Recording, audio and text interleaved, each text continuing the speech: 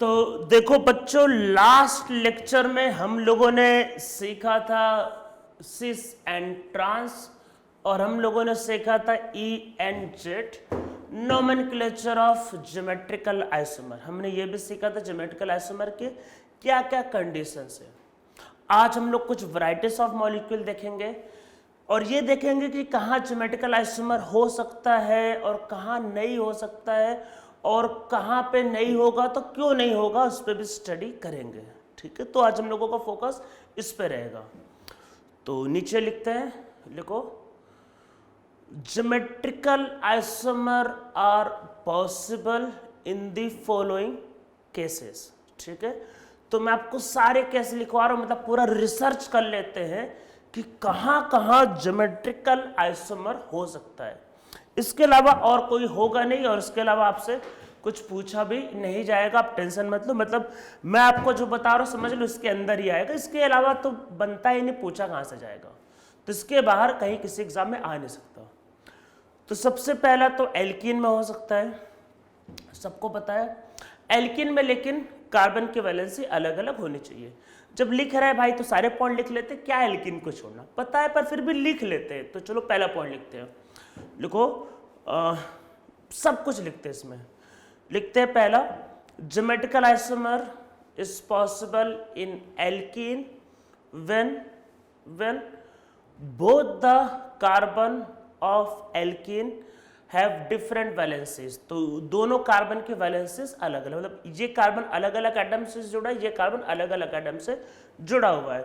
तो जब दोनों कार्बन की वैलेंसी अलग अलग होती है तो ज्योमेट्रिकल आइसोमर होता है, और इस पे ऑलरेडी रिसर्च करवाया जा चुका है लास्ट लेक्चर में, तो ये हम लोग नहीं सीख रहे। ठीक है, सेकंड लिखते हैं, तो ज्योमेट्रिकल आइसोमर साइक्लिक में भी पॉसिबल होगा पर वैलेंसी अलग अलग होनी चाहिए। तो सेकंड पॉइंट लिखते हैं, तो लिखो geometrical isomer is possible also in cycloalkane when carbon have different valencies।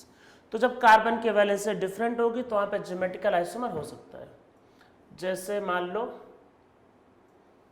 Suppose करो बस यहाँ पे क्लोरीन लगा है, बस इतना क्लोरीन मान लेते, आपसे बस ये पूछ रहा है कि बताओ यहाँ पे ज्योमेट्रिकल आइसोमर होगा कि नहीं होगा।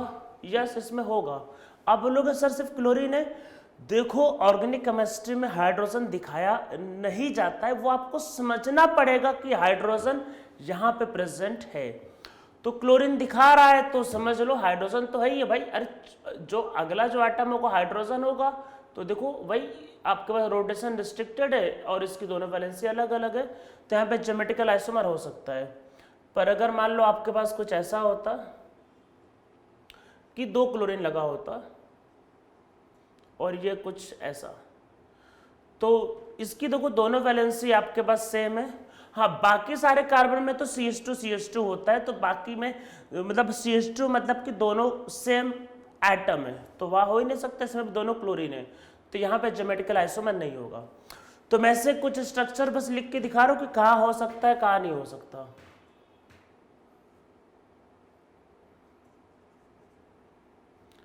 तो यहाँ ज्योमेट्रिकल आइसोमर हो सकता है, हाइड्रोजन को जोड़ लो हो जाएगा ये।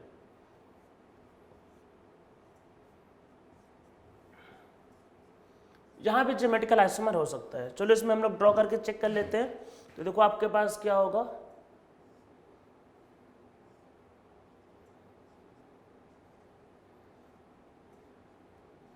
दोनों Cl सेम साइड, तो ये आपके पास क्या होगा, सिस।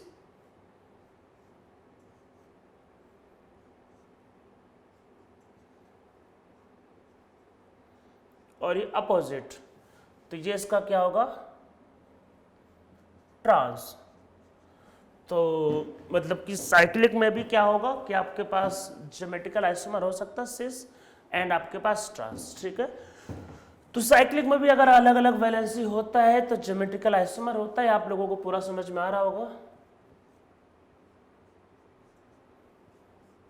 यहाँ भी हो सकता है। ठीक है, अभी सिर्फ ये देख रहे हैं कि कहाँ हो सकता है कहाँ नहीं हो सकता है, और वो लास्ट वाला क्या होगा वहां पे भी हो सकता है।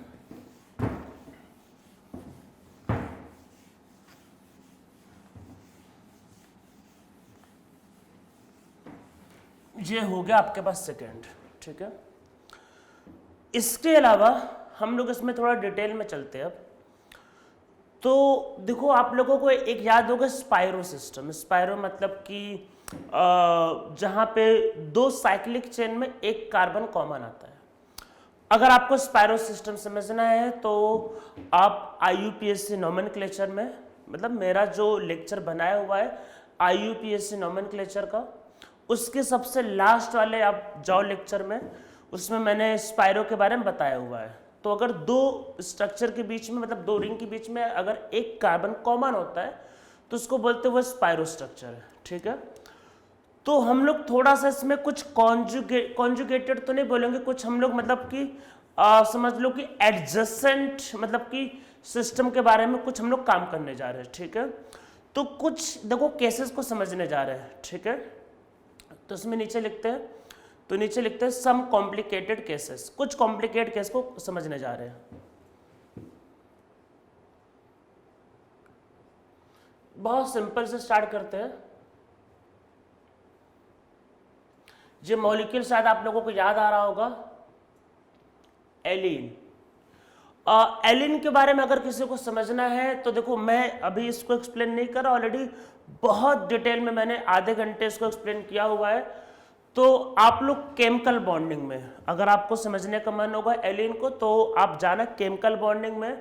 लेक्चर नंबर 3 में मैंने जो केमिकल बॉन्डिंग के लेक्चर बनाया, लेक्चर नंबर 3, जहां पे मैंने sp2 हाइब्रिडाइजेशन समझाया हुआ। sp2 हाइब्रिडाइजेशन के बाद मैंने ये एलिन के बारे में कुछ चीजें समझाया हुआ है, तो आप वहां पर जाकर फॉलो कर सकते हो।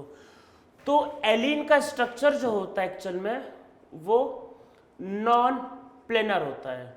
ये चीज आपको वहां से मिल जाएगा, आपको इसका आंसर। तो देखो होता क्या है, जैसे मान लो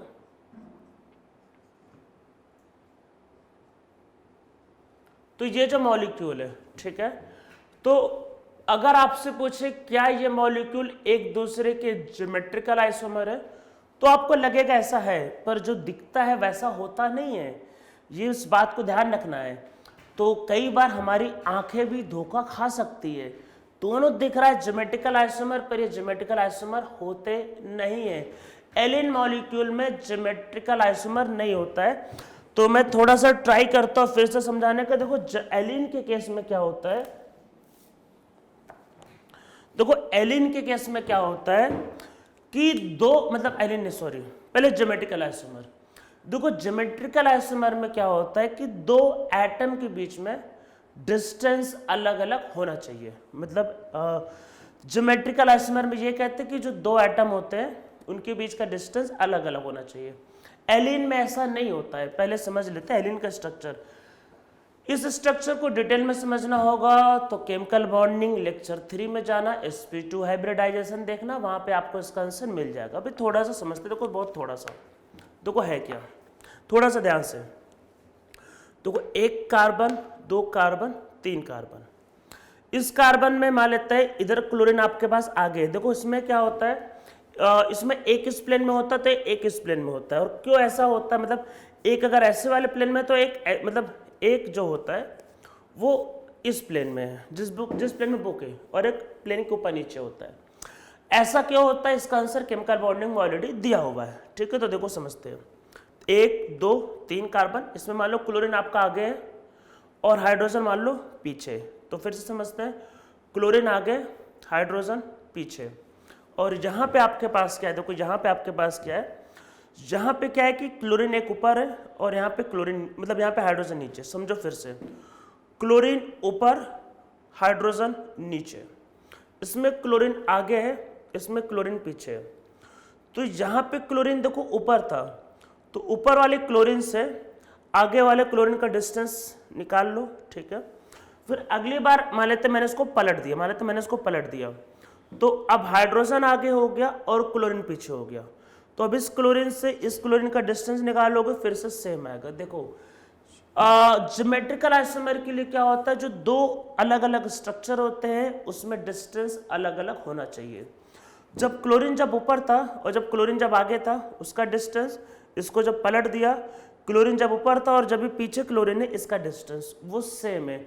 मतलब कि यहाँ पे आप समझ लो कि देखो जो दिखता है उसमें मत जाओ। यहाँ पे क्या है कि इस क्लोरीन से इस क्लोरीन का जो डिस्टेंस है और इस क्लोरीन से और इस क्लोरीन का जो डिस्टेंस है वो आपके पास सेम है। अगर ये x है तो ये भी x है।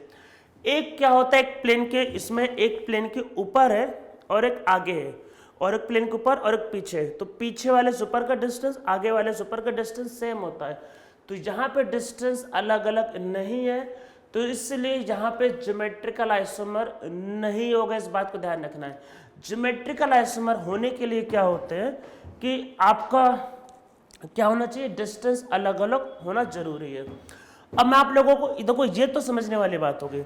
अब मैं आप लोगों को कुछ बातें बताने जा रहा हूँ, उसको देखो ध्यान से समझना। अगर मतलब कि देखो मतलब पहली बात, अगर एक पाई बॉन्ड होता है तो प्लेनर होता है, तो वहां पे ज्योमेट्रिकल आइसोमर होता है। दो पाई बॉन्ड अगर लगातार है तो वो नॉन प्लेनर होता है, तो वहां पे ज्योमेट्रिकल आइसोमर फिर नहीं होता है, यहाँ ज्योमेट्रिकल आइसोमर नहीं होता है। तो मतलब ये हुआ कि हम लोग यहाँ से पहले कुछ चीज़ों को लिख लेते हैं। अगर आपके पास ऑड नंबर,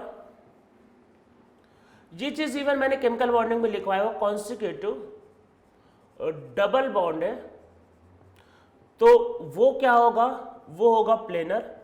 और जब प्लेनर होगा तभी वहां पे ज्योमेट्रिकल आइसोमर होता है। इवन नंबर वाले के केस में ज्योमेट्रिकल आइसोमर नहीं होगा। हाँ, वो बात ध्यान रखना कि इसकी दोनों वैलेंसी लेकिन अलग अलग होनी चाहिए। तो जहां पे ज्योमेट्रिकल आइसोमर नहीं होता है, हम लोग इसमें देखो और कैसे लिखते हैं कि कहाँ होगा कहाँ नहीं होगा। तो देखो समझते हैं।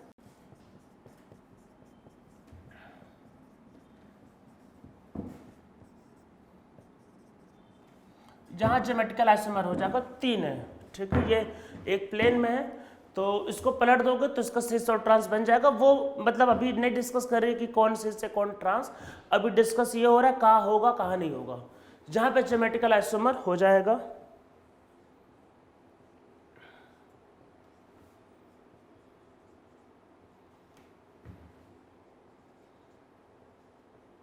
यहां ज्योमेट्रिकल आइसोमर नहीं होगा, ठीक है। तो ये ध्यान रखना है कि कहाँ पे होगा कहाँ पे नहीं होगा, इस चीज को ध्यान रखना है। अब हम लोग देखो इसमें आगे बढ़ते हैं, ठीक। इतने केस तो हो गए, अब हम लोग थोड़ा आगे बढ़ते हैं। अब आते हैं स्पायरो के केस में। देखो पहले ये समझ लो, ब्रोमीन जोड़ लो, CH3 जोड़ लो, जो तो यहां पे ज्योमेट्रिकल आइसोमर होता है, इसको रिवर्स कर दो, हो जाता है। देखो ये जो स्पायरो जो केस है, इसको डबल बॉन्ड समझ लो। कैसे समझ लो, डबल बॉन्ड। तो अगर आपके पास मान लो, मतलब समझ लो कि जैसे कि एक साइक्लिक है, तो इसके अपोजिट एंड पे लगाया, तो साइकिल को समझ लो। देखो डबल बॉन्ड में भी रोटेशन नहीं होता, साइक्लिक में भी रोटेशन नहीं होता। तो साइकिल के अगर आप एंड में लगाओगे तो क्या होता है, मतलब ज्योमेट्रिकल आइसोमर, मतलब सॉरी होता है। जहां पे अगर आप करोगे जैसे ब्रोमीन और हाइड्रोजन और ब्रोमीन और हाइड्रोजन, तो यहाँ पे ज्योमेट्रिकल आइसोमर नहीं होता है। नीचे वाले में ज्योमेट्रिकल आइसोमर नहीं है। इसको थोड़ा सा समझते हैं, देखो थोड़ा सा इसको समझने का ट्राई करते हैं कि क्या है क्या ये। देखो इसको समझने का ट्राई करते हैं। तो सबसे पहली बात तो ये दोनों साइकिल एक प्लेन में नहीं होते। पहले इसको समझने का देखो ट्राई करते हैं कि है क्या, आराम से समझो। देखो मान लो ये एक साइक्लिक चेन है, ठीक है। ये एक प्लेन में रहता है, इसमें देखो ब्रोमीन ऊपर, हाइड्रोजन नीचे, फिर क्या होगा ब्रोमीन ऊपर और हाइड्रोजन नीचे, ठीक है। ये जो पहला वाला स्ट्रक्चर है, एक साइकिल था, ब्रोमीन ऊपर हाइड्रोजन नीचे, ब्रोमीन ऊपर हाइड्रोजन नीचे, ये पहला केस। इसी में दूसरा अगर मान लेते, मैंने इसमें क्या किया, हाइड्रोजन ऊपर ब्रोमीन नीचे, ब्रोमीन ऊपर हाइड्रोजन नीचे। तो यहाँ पे देखो इस ब्रोमीन से इस ब्रोमीन का डिस्टेंस अलग है, पिछले वाले में अलग था, तो इसीलिए यहाँ पे ज्योमेट्रिकल आइसोमर हो सकता है, पर यहाँ पे नहीं होगा। देखो होता क्या है कि अगर पहला साइक्लिक चेन ऐसा है तो दूसरा साइक्लिक चेन ऐसा होता है, मतलब क्योंकि रिपल्सन को कम करना है ना भाई। अगर एक ही प्लेन में अगर चारों हो गए, मतलब देखो होता क्या है, फिर अगर एक प्लेन में सारे हो गए, अगर एक प्लेन में सारे हो गए तब तो टोटल एंगल कितना होता है 360, बहुत रिपल्सन होगा। तो ये सब एक प्लेन में नहीं होते, ये ऐसा होता है कि अगर एक रिंग ऐसा है तो दूसरा रिंग इससे ऐसा जुड़ा होता है, ऐसा, ठीक है। इस तरीके से जुड़ा होता है, समझ में आ रहा है, ये ऐसे जुड़ा होता है। अब देखो होगा क्या, अब आप लोग ध्यान से देखो, ध्यान से देखना। ये देखो ये वाला, ये ब्लू वाला ऐसा था, तो जब ये प्लेन में है तो इसका ब्रोमीन इधर, इसका हाइड्रोजन ऐसे, ब्रोमीन ऊपर और हाइड्रोजन नीचे, ठीक है। और देखो ये जो रेड वाला बुक है, मतलब ये, मतलब ऐसे कर लो, ये ब्लू और ये रेड, देखो ये जो रेड वाला बुक है, ठीक है। तो देखो ब्लू वाले में क्या था, ब्लू वाले में ब्रोमीन ऊपर और हाइड्रोजन नीचे, ठीक है। देखो रेड वाला ऐसे है, ठीक है, ये ऐसे है। अब देखो रेड वाले को देखते, देखो रेड वाला ऐसे हो गया, देखो तो इसमें देखो क्या होगा, ब्रोमीन इधर और हाइड्रोजन नीचे। तो अब आप समझो, यहाँ ब्रोमीन ऊपर था, यहाँ ब्रोमीन ऊपर था, यहाँ पे ब्रोमीन आगे है, ठीक है। अगर आप इसको पलट भी दे तो मान लो यहाँ पे ब्रोमीन, मतलब मैंने हाइड्रोजन आगे कर दिया, ब्रोमीन पीछे कर दिया, तो ऊपर वाले ब्रोमीन से आगे वाले ब्रोमीन का डिस्टेंस ऊपर वाले ब्रोमीन से पीछे वाले ब्रोमीन का डिस्टेंस सेम होगा। देखो पहले वाले केस में क्या था कि ये एक प्लेन में था, तो ब्रोमीन ऊपर मतलब आपको दिख रहा था, पर यहाँ पे एक ब्रोमीन तो ऊपर होगा पर एक ब्रोमीन आगे एक ब्रोमीन पीछे। कुछ एलिन टाइप का केस, आप एलिन को इमेजिन करो तो ये मॉलिक्यूल ऑटोमेटिक इमेजिन हो जाएगा, क्योंकि यहाँ पे साइक्लिक चेन ऐसे होते हैं। तो आप ऐसे स्ट्रक्चर्स को समझने के लिए, मतलब स्पाइरो जिसको बोल सकते हैं स्पाइरो, आप स्पाइरो सिस्टम को समझने के लिए डबल बॉन्ड इमेजिन करके चलो। ये जो स्पाइरो सिस्टम है, आप स्पाइरो सिस्टम को समझने के लिए डबल बॉन्ड इमेजिन करके चलो। तो एक ब्रोमीन ऊपर था, एक ब्रोमीन आगे, अगर आप पीछे भी पलट दोगे तो ब्रोमीन पीछे, तो ऊपर वाले ब्रोमीन से आगे वाले ब्रोमीन का डिस्टेंस, ऊपर वाले ब्रोमीन से पीछे वाले ब्रोमीन का डिस्टेंस सेम आएगा, तो इसलिए यहाँ पे ज्योमेट्रिकल आइसोमर नहीं हो सकता। फिर से और समझते हैं, ऐसा नहीं कि आपको ब्रोमीन लेना कुछ और ले लेते, मान लो 3 बार कर दिया, वही सेम डबल बॉन्ड, अगर ऑड नंबर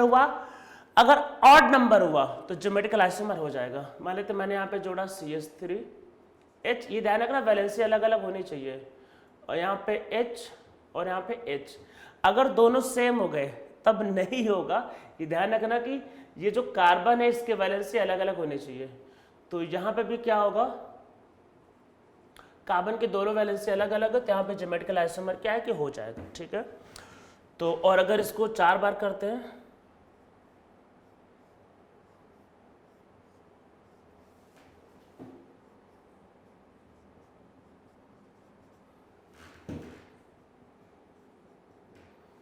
तो यहाँ पे हो जाएगा, ठीक है। आप ऐसे चाहो तो स्पाइरो और डबल बॉन्ड को मिक्स भी कर सकते हो, मिक्सिंग भी चलता है, मतलब आप डबल बॉन्ड को और साइक्लिक को एक ही जैसे समझना, तो मिक्स करके सोचोगे तो आपको समझ में आता रहेगा।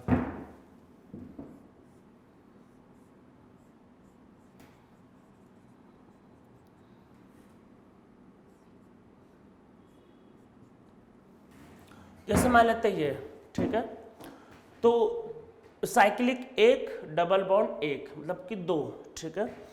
तो ऑड नंबर होगा तो होगा, इवन नंबर होगा तो नहीं होगा, तो यहाँ पे ज्योमेट्रिकल आइसोमर नहीं होगा।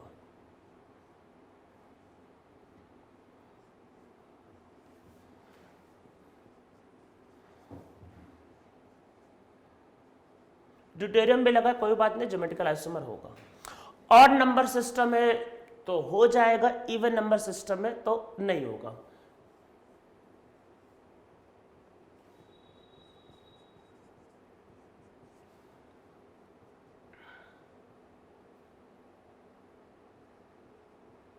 ठीक है, तो ये हो जाएगा ऑड नंबर 1, 2, 3। तो यहां तक तो चीजें क्लियर होंगी, 1, 3, 5, लेकिन लगातार होना चाहिए, लगातार, ठीक है, लगातार होना चाहिए तो हो जाएगा, इवन नंबर होगा तो नहीं होगा, ठीक है। तो यहाँ तक तो चलो केसेस स्पाइरो के और डबल बॉन्ड के समझ में आ गए होंगे, ठीक है। अब हम लोग इसमें आगे बढ़ते हैं। क्या सिर्फ कार्बन ही देता है ज्योमेट्रिकल आइसोमर? नो, नाइट्रोजन भी पीछे नहीं है, नाइट्रोजन भी देता है ज्योमेट्रिकल आइसोमर। तो नीचे लिखते हैं नेक्स्ट पॉइंट, तो लिखो geometrical isomer is also possible in nitrogen. तो नाइट्रोजन में भी ज्योमेट्रिकल आइसोमर हो सकता है, इस बात को ध्यान रखना है। देखो होता क्या है,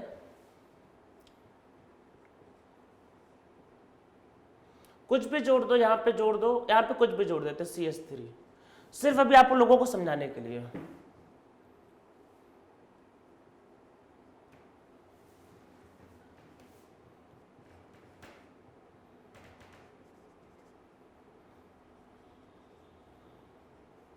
तो देखो यहां पे CH3 के अपोजिट में क्या है, CH3, यहाँ पे क्या है, CH3 के बगल में क्या है, CH3, तो ये दोनों एक दूसरे के ज्योमेट्रिकल आइसोमर है।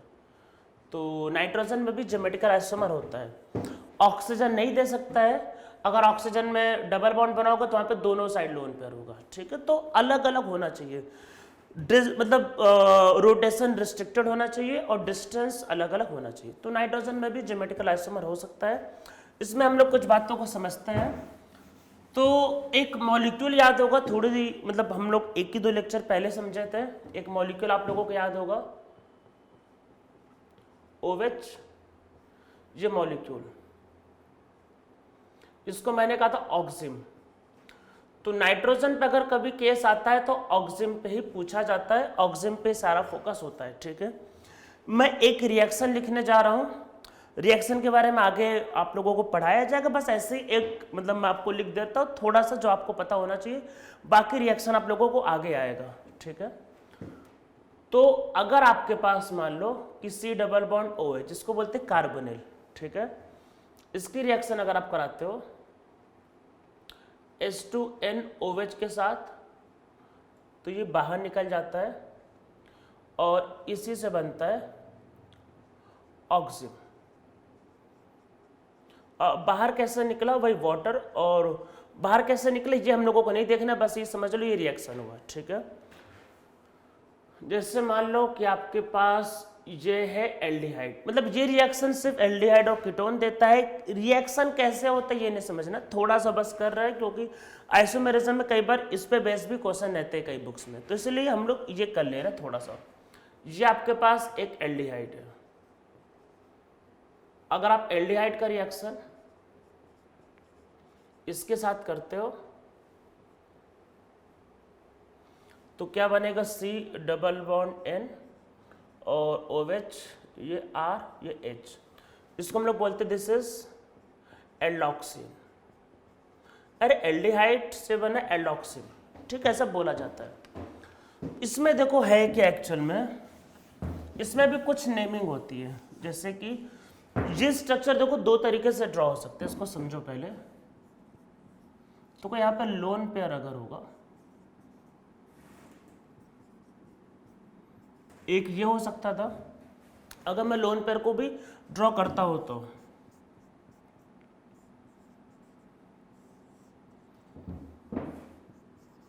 दूसरा इसमें ये हो सकता है, ठीक है।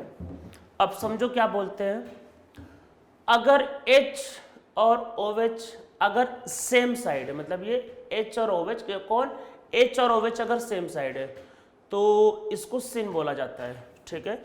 तो सिन जो नेमिंग होता है वो सिर्फ नाइट्रोजन के लिए यूज होता है, सिर्फ ऑक्सिम के लिए यूज होता है जब H और OH का होता है सेम साइड।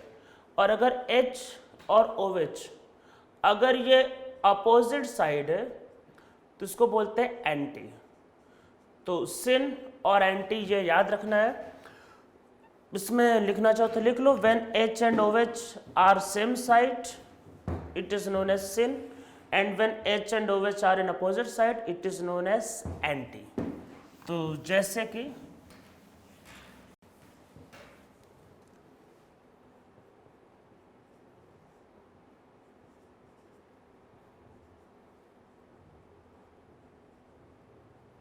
यहाँ पे OH and H same side है, इसको बोलते हैं sin, ठीक है। तो ये sin और एंटी आपको समझ में आ रहा होगा, और अपोजिट होंगे तो आपका एंटी बोलते हैं, ठीक है।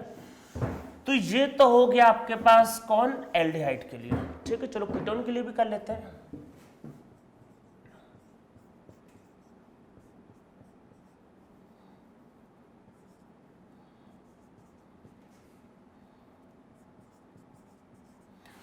कुछ करने के पहले देखो ये समझते हैं, देखो RR का मतलब कार्बन चेन है, ठीक है, वही बाहर निकालेंगे।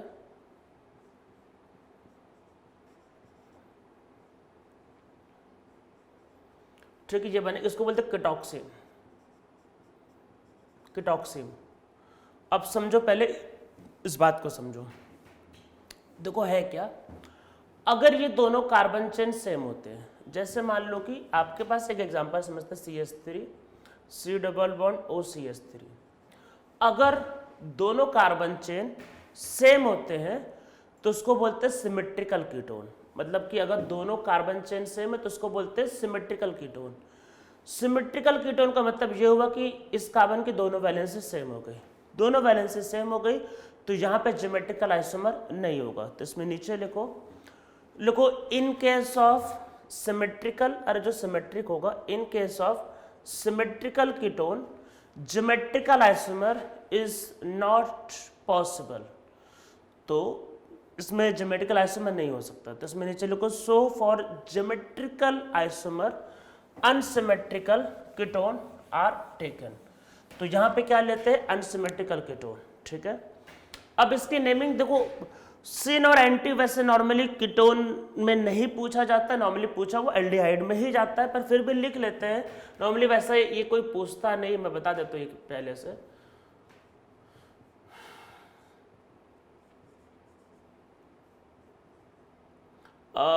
इसको एक काम करते हैं, जैसे यहाँ पे कुछ लगा देता हूँ CH3 एंड CH3 CH2, मैं कुछ लगा के बताता हूँ, ठीक है। तो देखो है क्या, OH के बगल में CH3 और OH के अपोजिट ये, तो ये क्या है, सिन विथ रिस्पेक्ट टू CH3। इसको लिखा ही ऐसे जाता है, मतलब क्योंकि यहाँ पे देखो जब एल्डिहाइड था तो एल्डिहाइड में दो में से एक हाइड्रोजन होगा, ये फिक्स था, एल्डिहाइड में दो में से एक हाइड्रोजन होना फिक्स था, इसलिए वहां पे कुछ बताने की जरूरत आपको पड़ी नहीं। पर यहाँ पे दोनों में कार्बन चेन होगा तो आपको बताना पड़ेगा कि भाई OH जो है इसके रेस्पेक्ट में सेम है, मतलब कि OH और ये सेम साइड जुड़े हैं, और इसको बोलेंगे anti with respect to CH2 CH3। इसको ऐसे लिखा ही जाता है कि इससे ये एंटी है और इससे ये आपके पास सिन है। अब इसको लिखना या बोलना कितना कॉम्प्लिकेटेड, इसलिए पूछा जाता नहीं, पूछा जाता है किसमें, सिर्फ और सिर्फ आपके पास वो किसमें, आपका एल्डिहाइड में। इसमें लेकिन सिस और ट्रांस करके सिस्टम आ सकता है। तो जैसे अगर आपको सिस और ट्रांस करना है, ठीक है, तो नीचे लिखो, देखो सिन और एंटी तो बता दिया, सिन और एंटी सिर्फ H और OH के लिए ही मेनली पूछा जाता है। हाँ, अगर सेम साइड है तो उसको बोलते हैं सिन, अगर सेम साइड है उसको बोलते हैं सिन, H और OH सेम साइड उसको बोलते हैं सिन, और अगर अपोजिट है तो उसको बोलते हैं एंटी, ठीक है। वैसे सिन का मतलब सेम साइड ही होता है, ठीक है। तो इसमें नीचे लिखो सिस एंड ट्रांस सिस्टम। तो सिस और ट्रांस अगर अप्लाई करना है तो ऐसे केस में ध्यान रखना, लोन पेयर को जो वेटेज होगा हमेशा सेकंड देना है। तो इसमें नीचे लिखो for this lone pair is always given least preference. तो लोन पेयर को प्रेफरेंस हमेशा लीस्ट देना है, ठीक है। मैं ज़्यादा कॉम्प्लिकेटेड केस नहीं कर रहा, मैं आपको सिंपल एक दो केस बता देता हूँ। चलो सिस ट्रांस या E और Z भी लिख लो, ब्रैकेट में लिख लो कि also E and Z system. तो हम लोग इसमें E और Z सिस्टम भी देख लेते हैं।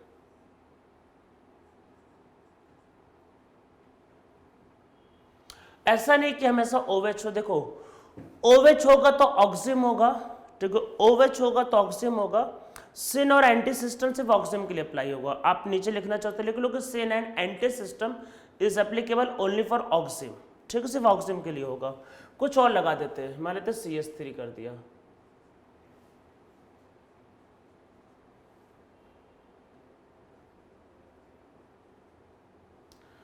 तो देखो प्रेफरेंस क्या होगा, इसको 1 देना है, इसको 2, लोन पेयर को हमेशा कम देना है, और इसको 1 और इसको 2। तो दोनों ये अपोजिट है, तो ये आपके पास क्या कहलाएगा, अपोजिट है, तो ये आपके पास क्या कहलाएगा, E, ठीक है। E और Z सिस्टम अप्लाई कर लेते, सिस और ट्रांस है नहीं करते, ये ज़्यादा बेटर इसको E लिखना।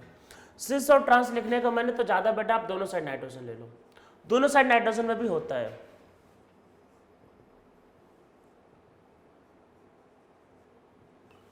इसको बोलते हैं सिस।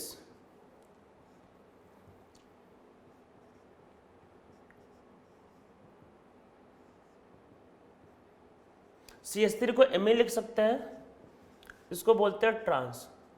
उसमें सिस और ट्रांस लिखना थोड़ा सा मतलब आपको कॉम्प्लिकेटेड हो जाएगा, वैसे लिखने को तो दोनों CH3 सेम साइड है, तो सिस और ट्रांस के लिए कुछ ना कुछ कॉमन होना चाहिए, और अगर कॉमन वाला सेम साइड है, जैसे दोनों में CH3 सेम साइड है तो इसको सिस भी बोल सकते हो। तो दोनों CH3 सेम साइड है तो वो सिस कहलाएगा, ठीक है। तो जैसे दोनों CH3 सेम साइड है तो सिस कहलाएगा, ठीक है। ये आपके पास इसमें हम लोग बेंजीन भी लगा देते हैं।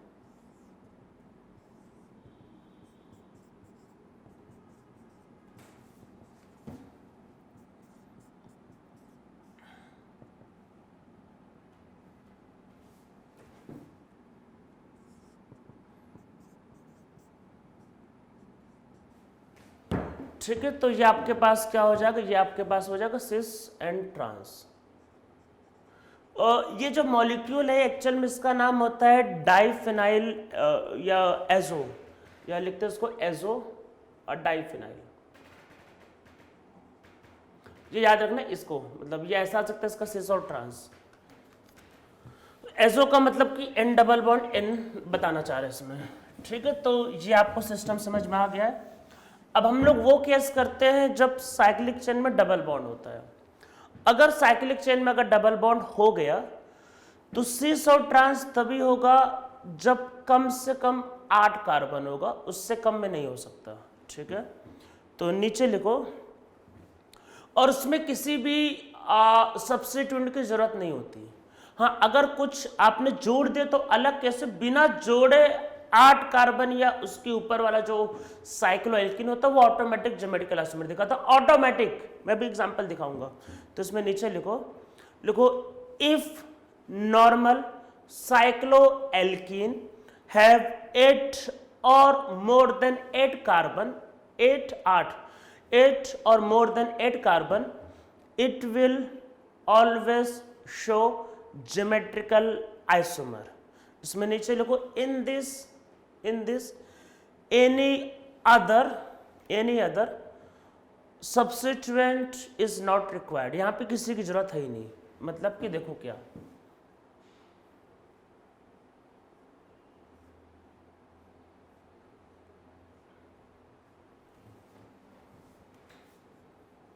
ये जो मैंने जो ड्रॉ किया है ये बहुत ही ज़्यादा फेमस क्वेश्चन ये ऐसे ड्रॉ होके आता है, लोगों से पूछता है ये दोनों दूसरे के क्या है।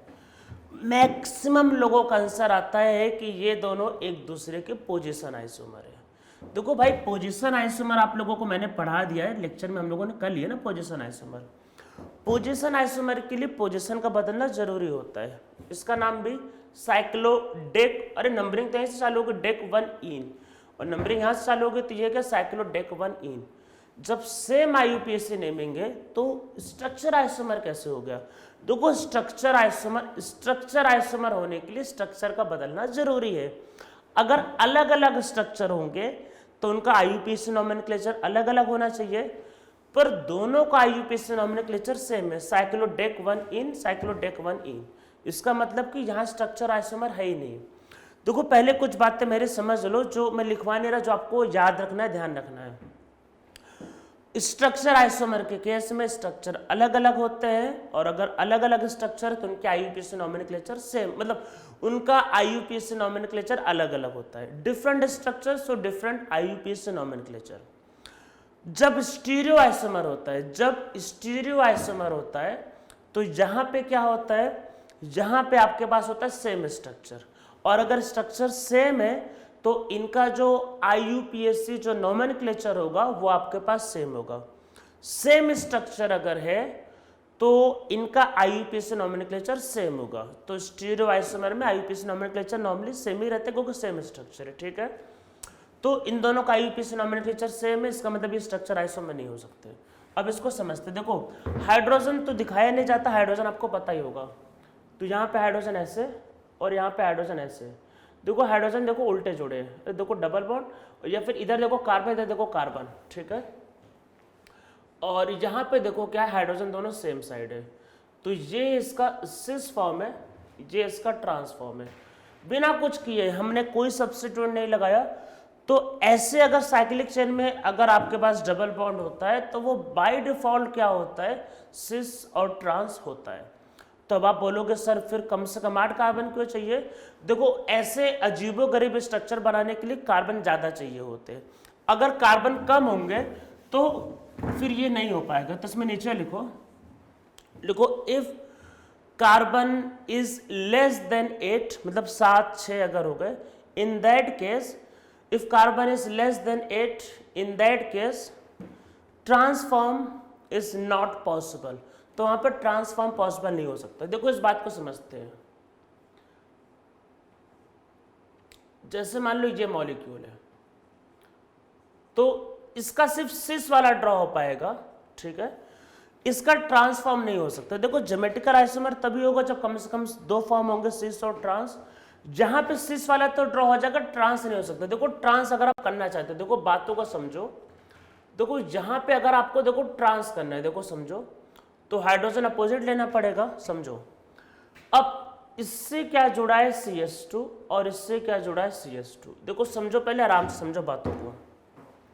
सिस में क्या होता है, ये सेम साइड और हाइड्रोजन सेम साइड, ठीक है। अगर ट्रांस करना है तो हाइड्रोजन को अपोजिट करना होगा, तो CH2 भी अपोजिट होगा। तो अब आप समझो कि इसको आपको इससे जोड़ना है, मतलब कि देखो दोनों उल्टे हैं, मतलब देखो दोनों में डिस्टेंस कितना ज्यादा है और दोनों को जोड़ना है। तो दोनों को जोड़ने के लिए बीच में भी, अरे दोनों को जोड़ने के लिए बीच में भी कार्बन की चेन चाहिए होगी, और क्योंकि डिस्टेंस ज्यादा है तो कम से कम 4 कार्बन की जरूरत। और अरे देखो दोनों में डिस्टेंस ज्यादा है और मान लो दोनों को जोड़ना है, तो दोनों को जोड़ने के लिए कार्बन की चेन चाहिए होती है, तो कम से कम 4 कार्बन की चेन चाहिए होती है। मतलब कि जैसे मान लो अगर आप देखो, अगर आप बीच में 2 ही कार्बन लोगे तो जुड़ ही नहीं पाएगा, अगर बहुत ज्यादा डिस्टेंस है, तो इनको जोड़ने के लिए फिर क्या होता है, CH2 भाई CH2, ये तो चलो कम में होगा, मतलब एक्चुअल में ऐसा नहीं होता है, क्योंकि देखो ये सारे स्ट्रक्चर, ये sp3 है, तो एंगल 109 डिग्री 3D में जाके, मतलब ये कुछ ऐसा CH2 फिर ये CH2 फिर ये CH2 फिर CH2 फिर ऐसे जाके जुड़ता है। तो जब ट्रांस होता है तो ये दोनों क्या होते हैं, अपोजिट हो गए, तो इनको जोड़ने के लिए आपको एक लंबा चेन चाहिए होता है, और कम से कम कितने कार्बन चाहिए इन दोनों को जोड़ने के लिए, कम से कम 4, कम से कम इन दोनों को जोड़ने के लिए कम से कम 4 कार्बन आपको और चाहिए। तो इसीलिए ज्योमेट्रिकल आइसोमर तभी पॉसिबल होगा जब साइक्लोएल्केन में कम से कम 8 कार्बन होंगे, उससे कम में नहीं हो पाता है। इसका सिस तो बन जाएगा पर इसका ट्रांसफॉर्म नहीं, क्योंकि इसमें डिस्टेंस ज्यादा है, तो ये आपस में जुड़ ही नहीं पाएगा, तो इसका ट्रांसफॉर्म नहीं ड्रॉ होता है। तो ये समझ में आ रहा है कि अगर आपके पास साइक्लिक एल्केन में अगर कम कार्बन होते हैं तो उसका ट्रांसफॉर्म ड्रॉ नहीं हो पाता है। मैं 8 का दिखा देता हूं, 8 से पहले एक्चुअल में हो ही नहीं पाता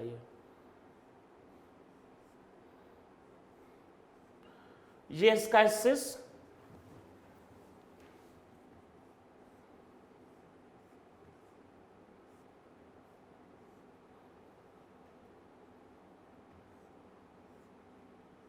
और ये इसका ट्रांस 1 2 3 4 5 6 7 8, ठीक है, ये ट्रांस, ठीक है। तो कम से कम कितने चाहिए होते हैं, 8। तो यहां तक आप लोगों को समझ में आ गया। तो साइक्लोएल्कीन में अगर आपको करवाना है सिस और ट्रांस, तो कम से कम कितने कार्बन चाहिए होते हैं, 8। तो नीचे एक क्वेश्चन लिखते हैं, लिखो in which of the following geometrical isomer is possible. तो आपको एक बताना कि कहाँ का ज्योमेट्रिकल आइसोमर हो सकता है।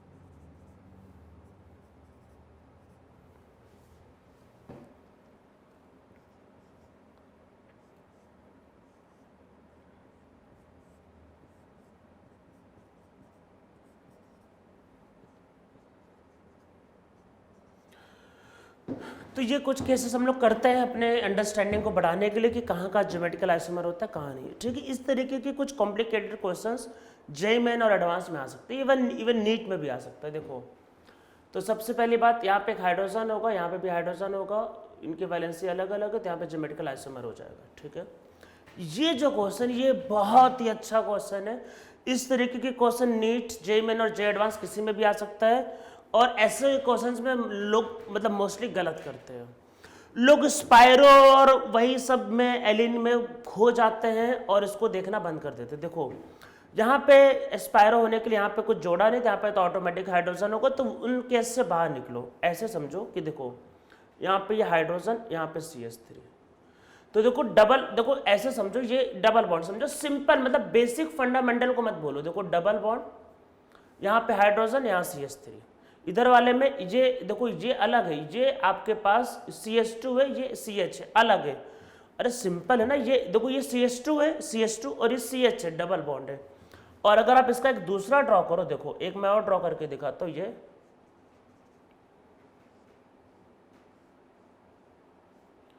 ये तो ये दोनों एक दूसरे के ज्योमेट्रिकल आइसोमर है। देखो बहुत अलग अलग स्ट्रक्चर है। यहाँ पे CH3 के साइड डबल बॉन्ड है, या फिर यहाँ पे समझ लो CH3 के साइड यहाँ पे CH है, और यहाँ पे CH3 के साइड ये CH2 है। अरे ये जो रिंग है सिमेट्रिकल रिंग नहीं है, इधर अलग है, इधर अलग है, तो आपको ये सब भी सोचना है। तो यहाँ पे क्या है कि देखो ये CH और CH2, तो CH3 के बगल में डबल बॉन्ड है, या फिर CH है, यहाँ पे CH3 के बगल में CH2 है, या फिर सिंगल बॉन्ड है। ये एक दूसरे के ज्योमेट्रिकल आइसोमर, यहाँ पे ज्योमेट्रिकल आइसोमर होगा। तो आपको ये सब भी सोचना है ज्योमेट्रिकल आइसोमर के लिए। तो ध्यान रखना कि यहाँ पे ज्योमेट्रिकल आइसोमर होगा। तो इस तरीके, मतलब नॉर्मली ज्योमेट्रिकल आइसोमर होगा या नहीं होगा पहचानने के लिए जब आता है तो एग्जाम में 4 ऑप्शन दिए रहते हैं, और जो मतलब जिसमें होने वाला होता है तो नॉर्मली वो इस तरीके का कॉम्प्लिकेटेड क्वेश्चन आता है। और जेईई एडवांस में तो आपको समझ लो इसी तरीके के कॉम्प्लिकेटेड क्वेश्चन दे देगा मल्टीपल चॉइस में, जहाँ पे आपको ढूंढना पड़ेगा। जैसे ये है, जहाँ पे ज्योमेट्रिकल आइसोमर देखो होगा, तो देखो जहाँ पे Cl अलग, Br अलग, डबल बॉन्ड के अराउंड, देखो डबल बॉन्ड पे देखो ये अलग है, ये अलग है, इधर अलग है, इधर अलग है, तो डबल बॉन्ड के अराउंड ज्योमेट्रिकल आइसोमर है। इसका देखो ये जो सेकंड स्ट्रक्चर जो होगा ये अलग है, ये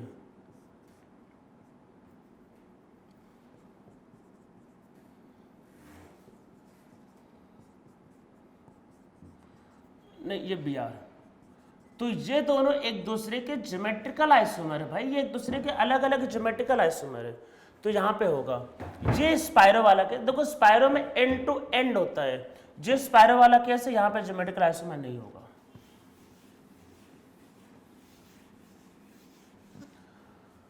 इसमें देखो ये अलग है, इसमें भी भाई डबल बॉन्ड के अराउंड देखना, तो ये अलग है। और अगर आप इसको ऐसा ड्रॉ कर लो,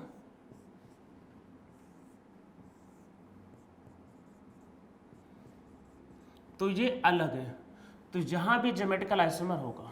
ठीक है, और लास्ट वाला भाई स्पायरो वाला केस है, तो सिंपल यहाँ पे भी होगा। ठीक है, तो समझ में आ रहा है। तो इस तरीके के केसेस भी आपके पास आते हैं। ये अब हम लोग ज्योमेट्रिकल आइसोमर में एक लास्ट लिखते हैं। कई बार आपको एक बड़ा सा स्ट्रक्चर दे देगा जहां पे कई ढेर सारे क्या होते हैं, ज्योमेट्रिकल सेंटर होते हैं। ज्योमेट्रिकल सेंटर मतलब कि जहां पे ज्योमेट्रिकल आइसोमर होता है। देखो ज्योमेट्रिकल सेंटर का मतलब होता है कि जहां पे ज्योमेट्रिकल आइसोमर होता है। तो आपसे पूछ सकता है कि बताओ इसके कितने total number of geometrical isomer है। तो नीचे हेडिंग लिखो आप, देखो calculation of total number of geometrical isomer. तो total number of geometrical isomer निकालने के लिए हम लोग कुछ कैलकुलेट करते हैं। तो calculation of total number of geometrical isomer, समझते हैं इन सब बातों को। देखो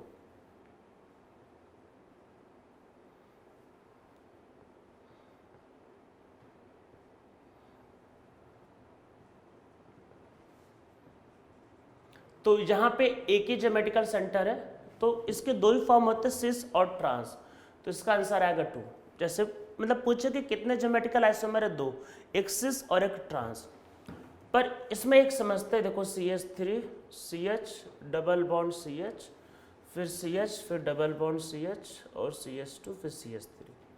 देखो एक तो जहाँ पे ज्योमेट्रिकल आइसोमर हो सकता है, मतलब हम लोग इसको बोलते हैं ये है ज्योमेट्रिकल सेंटर। मतलब ये क्या है, आपका ज्योमेट्रिकल सेंटर जीसी, मतलब यहाँ पे एक हो सकता है और एक यहाँ पे भी हो सकता है, ये भी, ठीक है। तो देखो एक तो ज्योमेट्रिकल आइसोमर यहाँ हो सकता है, एक यहाँ हो सकता है, तो सिस ट्रांस यहाँ भी हो सकता है, सिस ट्रांस यहाँ भी हो सकता है। तो यहाँ पे देखो कितने स्ट्रक्चर होंगे, देखो अगर ये सिस हो जाए, ये सिस हो जाए एक, ये सिस हो जाए, ये ट्रांस हो जाए दो, ये ट्रांस हो जाए, ये सिस हो जाए तीन, और दोनों ट्रांस हो जाए चार, तो कितने होंगे चार।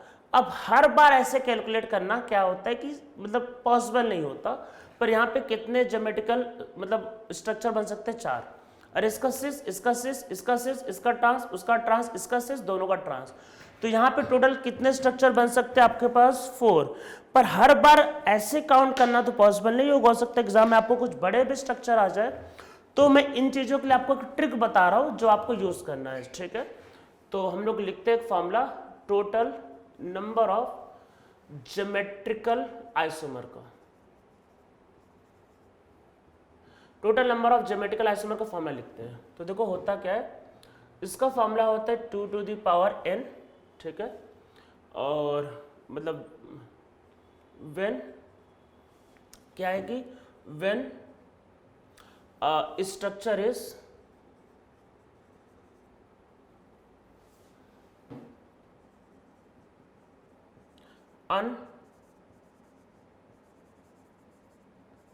अनसिमेट्रिकल, जैसे कि ये अनसिमेट्रिकल स्ट्रक्चर है, तो देखो अनसिमेट्रिकल मतलब देखो इधर CH3 CH2 है और इधर CH3, अनसिमेट्रिकल है, तो इसमें कितने सेंटर है दो, तो 2 to the power 2, तो इसका आंसर आएगा 4, ठीक है। मैं अभी और फॉर्मूला लिख रहा हूँ, पहले इसमें पहले और मतलब फॉर्मूला लिख लेते हैं पहले, फिर समझते हैं, ठीक है। इसमें और लिखते हैं total number of geometrical isomer, ठीक है। एक फॉर्मूला होता है, इसमें दो फॉर्मूले हैं, एक है 2 to the power n-1 plus 2 to the power n-1/2, मतलब ये पावर में ही है, और दूसरा 2 to the power n-1 plus 2 to the power n/2 -1, ठीक है।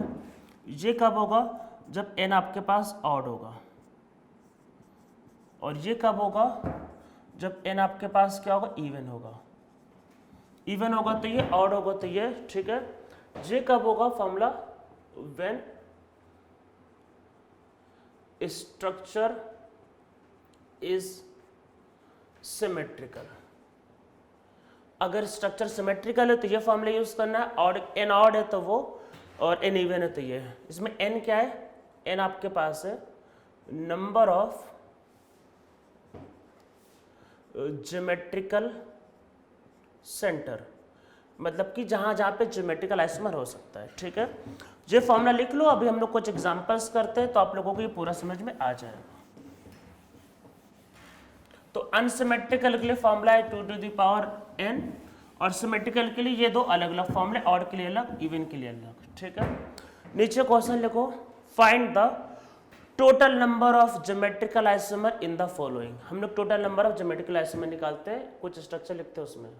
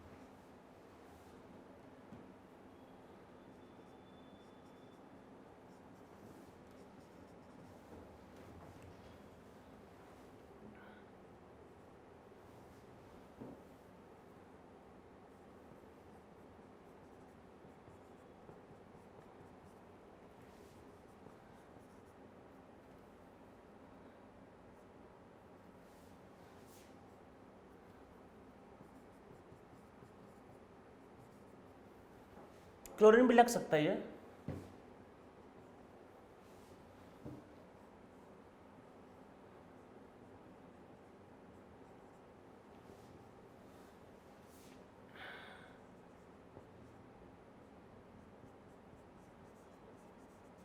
टोटल इतने केस करते हैं, आपको सब समझ में आ जाएगा इसमें, ठीक है। कितने ज्योमेट्रिकल आइसोमर होंगे, इतने सफिशिएंट केसेस है। मतलब मैंने काफ़ी लिखवा दिया, इससे मतलब आपको हर एक लेवल का क्वेश्चन क्लियर हो जाएगा। देखो सबसे पहले पहला वाला, देखो एक बार आप लोग खुद से जरूर ट्राई कर लेना, ये अच्छा रहेगा। और उसके बाद मेरे आंसर्स मतलब मेरे लेक्चर्स को आगे कंटिन्यू करके फिर आप आगे समझ लो। देखो एक तो ये यहाँ पे ज्योमेट्रिकल आइसोमर होगा और एक ये, तो यहाँ पे कितने सेंटर है, 2, ठीक है। पर ये स्ट्रक्चर देखो इधर से और इधर से देखो सिमेट्रिकल लग रहा है। देखो रिंग मतलब सिमेट्रिकल का मतलब ये कि आपको लेफ्ट साइड और राइट साइड से देखो सेम दिख रहा है। तो जब सेम दिख रहा है और ये है फॉर्मूला इवन, तो यहाँ पे नंबर ऑफ आइसोमर का formula 2 to the power n-1 plus 2 to the power n/2 - 1। तो क्या होगा 2 to the power 1, अरे n का वैल्यू 2 रखो, प्लस 2 to the power 2/2 मतलब 1 - 1 तो 0, तो 2 प्लस 2 to the power 0, तो इसका आंसर आएगा 3। अरे 2 की पावर 0 1 होगा ना ये, तो ये आएगा 3 क्यों आ रहा है? देखो है क्या, जब सिमेट्रिकल होता है तब क्या होता है समझो, पहले आप काउंट करना चाहो कर लो उस तरीके से, पर जरूरत नहीं। देखो होता क्या है, सिस और सिस, पहला सिस ट्रांस या ट्रांस और सिस, तो क्योंकि सिमेट्रिकल है तो सिस ट्रांस या ट्रांस सिस वो एक ही स्ट्रक्चर आएगा। तो इसमें देखो सिस सिस एक होगा, ट्रांस ट्रांस दूसरा होगा, सिस ट्रांस या ट्रांस सिस, क्योंकि सिमेट्रिकल है तो एक का सिस एक का ट्रांस, या फिर एक का ट्रांस एक का सिस, वो एक ही होगा, तो इसलिए स्ट्रक्चर इसका आएगा 3। फॉर्मुलेस कर लो, सीधा सीधा इसका आंसर आएगा 3, ठीक है। तो ये इसका पहले वाले का आंसर है। अब देखो सेकंड वाले को करते हैं, इसको समझते हैं। देखो यहां मतलब पहली बात तो एक बार आप लोग पहले खुद से जरूर ट्राई कर लेना, हर डबल बॉन्ड का मतलब ज्योमेट्रिकल आइसोमर नहीं होता। यहाँ पे ज्योमेट्रिकल आइसोमर नहीं हो सकता, इस कार्बन के दोनों वैलेंसी सेम है। हर डबल बॉन्ड का मतलब कि ज्योमेट्रिकल आइसोमर नहीं होता है, तो यहाँ पे ज्योमेट्रिकल आइसोमर नहीं होगा। तो ज्योमेट्रिकल आइसोमर एक यहाँ होगा और दूसरा ज्योमेट्रिकल आइसोमर यहाँ पे होगा, ठीक है। यहाँ पे 2 जगहों पे ज्योमेट्रिकल आइसोमर होंगे, यहाँ और यहाँ दोनों। अरे दोनों पे देखो वैलेंसी अलग अलग है, यहाँ पे 2 हाइड्रोजन जोड़ा है, ज्योमेट्रिकल आइसोमर नहीं हो सकता है। अब ये अनसिमेट्रिकल, इधर CH3 है उधर डबल बॉन्ड था, तो फॉर्मूला 2 to the power 2, तो इसका आंसर आएगा 4, ठीक है। तो सेकंड वाले का आंसर आएगा आपके पास 4। यहाँ पे देखो, यहाँ पे होगा एक तो ये, दूसरा ये और तीसरा ये, कितने सेक्टर है 3, दोनों साइड से स्ट्रक्चर सिमेट्रिक है। तो फॉर्मूले से करते हैं 2 to the power 3 - 1, ऑड वाला 2 to the power 3 - 1/2। अरे यही तो बताया था, 2 to the power n-1 plus 2 to the power n-1/2, अगर n ऑड होता है तो 2 to the power 2 plus 2 to the power 1, तो इसका आंसर आएगा 6, ठीक है। तो ये इसका आपके पास आंसर होगा। इसको करते हैं, ये अनसिमेट्रिकल है तो सीधा सीधा 2 to the power 3, तो 8।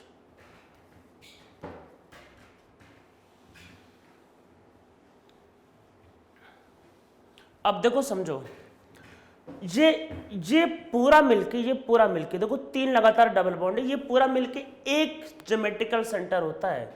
हम लोगों ने थोड़ी देर पहले किया था कि कहाँ ज्योमेट्रिकल आइसोमर होता है और कहाँ नहीं होता। तो ये पूरा जब लगातार होता है ऑड नंबर में, जब ऑड नंबर में होता है, ये नहीं कि 3 काउंट कर लिया, ये पूरा एक ही सिस्टम है ये, तो ये पूरा मिला के एक सिस्टम होता है और यहाँ पे एक ज्योमेट्रिकल आइसोमर काउंट होगा, और मतलब एक ज्योमेट्रिकल सेंटर वहाँ काउंट होगा और दूसरा यहाँ पे। तो ये जब लगातार होता है ऑड नंबर में, तो ऑड नंबर वाले में ज्योमेट्रिकल आइसोमर हो सकता है, तो एक सेंटर ये तीनों मिला के और एक ये, तो टोटल 2 to the power 2, तो इसका आंसर आएगा 4। ये ध्यान रखना है, इसको मिला के एक ही सिस्टम काउंट होगा। ये स्ट्रक्चर इसी पर्पज से ड्रॉ करवाया गया, लोग इसको भूल जाते हैं या फिर लोग उसमें कंफ्यूज हो जाते हैं। तो ये पूरा एक सिस्टम है, 3 लगातार में ज्योमेट्रिकल आइसोमर होगा और एक ये, तो टोटल 4। देखो ये जो है ये आपका एलिन वाला केस है, इवन नंबर, तो यहाँ पे ज्योमेट्रिकल आइसोमर नहीं होता है। ये डबल बॉन्ड जब 2 लगातार होते हैं, एलिन का सिस्टम होता है, यहाँ पे ज्योमेट्रिकल आइसोमर नहीं होता है। पर इस वाले पे क्या है, देखो वैलेंसी अलग अलग है, यहाँ पे ज्योमेट्रिकल आइसोमर होगा तो 2 to the power 1, तो इसका आंसर आएगा 2, ठीक है। अब देखो इसको करते हैं, स्पायरो में देखो ये अलग अलग, यहाँ पे एक हाइड्रोजन भी जुड़ा होगा, तो एक सेंटर ये, यहाँ पे ज्योमेट्रिकल आइसोमर होगा, चलता ही साइक्लिक, तो एक ये और दूसरा आपके पास ये, तो इसमें भी 2⁻², तो इसका आंसर आएगा 4। ठीक है, तो ये इसका आंसर हो गया। तो हम लोगों का ज्योमेट्रिकल आइसोमर अब खत्म हो चुका है। अब हम लोग नेक्स्ट टर्म से स्टार्ट करेंगे ऑप्टिकल आइसोमर।